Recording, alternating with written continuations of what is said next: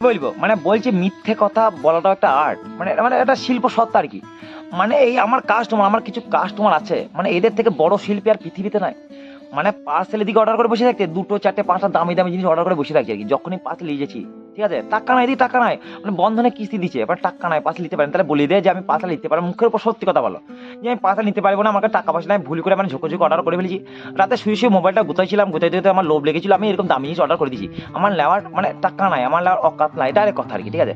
আমি যখন ফোন করবো তখন বলছে কি সামান আছে ওটার মধ্যে, ওটার দাম কত, হ্যাঁ ওটা তো আমি অর্ডার করি না, কোথাও ভুল হয়েছে, মানে এটা বলবে। যখন আমার পেঁচিয়ে ধরবে যে না তাহলে বাড়ির বাচ্চা ছেলেটা ভুল করে মানে ভুল করে অর্ডার দিয়ে ফেলেছে, মানে এর থেকে বড় মিথ্যে কথা পৃথিবীতে কিছু হতে পারে?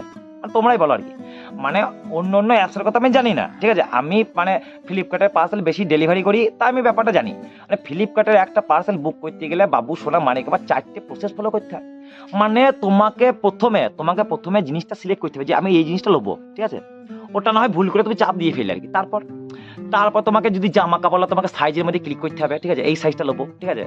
ওটার পর ক্লিক করার পর অ্যাড করতে হবে কোনো কিছু বা স্কিপ করতে হবে, স্কিপ করলে তারপর পেমেন্টের অপশন আসবে। পেমেন্টের অপশনে আসার পর একদম স্ক্রল করার পর ওখানে ক্যাশ অন ডেলিভারি আছে, ওটার মধ্যে ক্লিক করতে হয়, ক্লিক করার পর পার্সেলে বুক হয়। মানে এত বড় মিথ্যে কথা কি করে বলো হে?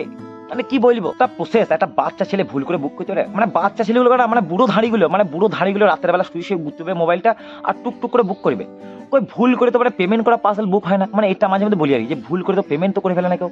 মানে বাচ্চাটা ভুল করে তো পেমেন্টও করতে পারে, মানে ভুল করে যখন পার্সেল বুক করে তাহলে ভুল করে তো পেমেন্টও করতে পারে, মানে সেটা করবে না আর কি।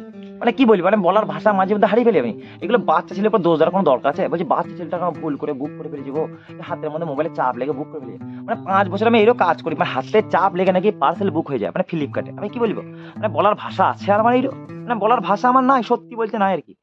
মানে কি বলিবার, মিথ্যে কথা এত সুন্দর গুছিয়ে গুছিয়ে বলে, মানে কি বলিবার কি, ঠিক আছে। যখনই পার্সেল দিয়েছি তার আগে দেখলে বন্ধনে কিস্তি লোকটা ওই বাড়ি থেকে বেরোলো গজাইতে গজাইতে, তাহলে মুখে বলছে দাদা আমি ঝোঁকে ঝোঁকে পার্সেলটা বুক করে ফেলেছি, ঠিক আছে, আমি নেবো না, দাদা মুখের মধ্যে বলছি আমি বড় জোরে অ্যাপ্রোচ করবো না। মিথ্যে কথাটা কেন বলি যে ভুল করে পার্সেলটা বুক করে ফেলেছি 4-5টা পার্সেল। মানে ফ্লিপকার্টে যখন খুলছি তখন দেখছি ওরে বাবারে ড্রোন অর্ডার করে বসে আছে, ঠিক আছে, দামি দামি শাড়ি অর্ডার করে বসে আছে, ঠিক আছে, মানে এটা সেটা হেনা তেনা মেনা, মানে নাম তো বলা যায় না কি কি প্রোডাক্ট, মানে এমন এমন প্রোডাক্ট অর্ডার করছি, কি করবি বসে বসে তারপর ক্যান্সেল করলাম।